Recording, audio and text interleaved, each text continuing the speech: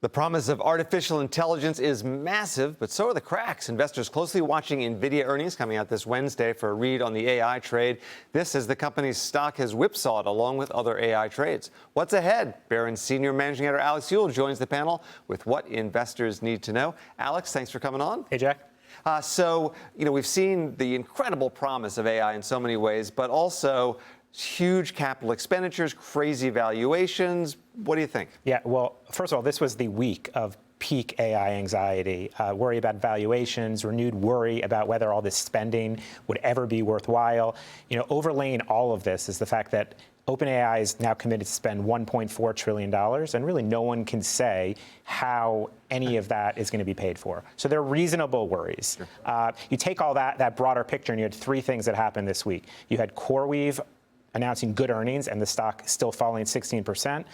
You had SoftBank selling its entire NVIDIA stake, and then you had Michael Burry calling out AI accounting, which brought up a lot of memories of his great call about the 2008 housing crisis. So put it all together, and you had some issues this week. Yeah, we should hit on all of those. Let's start with the SoftBank sale. On the one hand, you think huge, savvy investor dumping the marquee stock. On the other hand, SoftBank sold NVIDIA once before, and that was a bad move. Yeah, so no one has been a bigger believer in AI than the SoftBank CEO, Masayoshi-san. So, you got to pay attention to him doing this.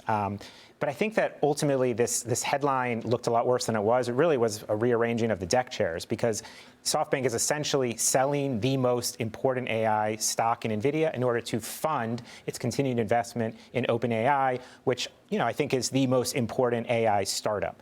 So there in no way is Masa pulling back on his belief in AI, and I think that's ultimately should be the takeaway from this move. Not deck chairs on the Titanic. Not deck chairs. Well, we'll see. I don't think so. And your point about NVIDIA, SoftBank getting NVIDIA wrong once before, that is, Masa has said, one of his biggest regrets. They sold in 2019, I believe it was, and had they held it longer, they would have made a $150 billion profit. Wow. It was a weird week, though, because all this consternation about AI, and yet you had AMD, which came out with some news that I think was all AI-based, and it actually went up a lot. It did go up a lot, although a really volatile week for NVIDIA, for AMD, excuse me. Monday was up 4. Tuesday was down 3. Wednesday it was up 9. Thursday was down 4 again. This was all in the middle of, as it was holding an analyst day with analysts, as you mentioned, had some really good news. So the volatility speaks to the sentiment, I think, that's out there, that good news isn't necessarily enough. But just so we put it out there, they told analysts that their operating margins, as AI growth continued, could go from 24% to 35%. That's exactly what investors should be wanting right now. If AI can drive that kind of margin growth, we'll be in pretty good shape. Broadcom has become such a humongous company.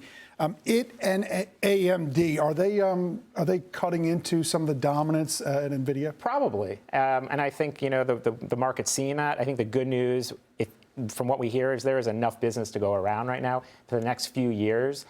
There's plenty for AMD and Broadcom to do well without NVIDIA really losing out.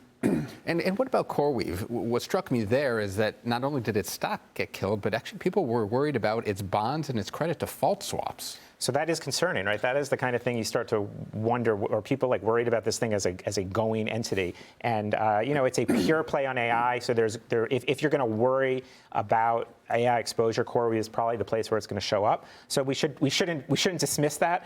I will say that the reason Coreweave ultimately fell 16% this week had nothing to do with earnings. It provided a smaller loss than people expected, but rather they delayed the rollout of a key AI data center. They say not at all their fault. In fact, it was a vendor that couldn't get some of the supplies and even the land it needed to build the next data center. So this is probably more of like a 2-quarter delay. The number should come back. I brought a report with me. Thanks, Jack. Stapled and everything. This is from J.P. Morgan. They write about the pace of AI spending through 2030. They say it would require $650 billion of annual revenue in perpetuity. To put that in context for normals out there, $3,500 a month for every current iPhone user. Are we going to see that much spending on AI? $650 billion sounds nuts, but then the $35 per iPhone user per month? Yeah. I don't know. I mean, that actually doesn't sound so crazy. Apple currently charges users $38 a month for its cloud, for its Apple One package of cloud storage, Apple Music, Apple TV. So if AI is going to, solve our problems in life, I don't know, $38, $35 a month, it seems doable. Really quickly, so we mentioned Michael Burry's sort of, notes at the top of the show. Is he wrong? Is he right, Alex? So this is the kind of thing we usually get excited about at Barron's, which is talking about depreciation, which is what Burry mentioned. He says that AI platforms are inflating profits by extending the useful life of their AI equipment and servers to 5 to 6 years. Used to be 2 to 4 years. It's something to look at, but we actually have evidence to suggest that 5 to 6 year depreciation cycle is correct. Because if you look at the NVIDIA products that are still being used in these data centers, the A100, which was kind of the original AI accelerator, came out in 2020, still being used today, so we're 5 years in. I think Burry might just be wrong on this one.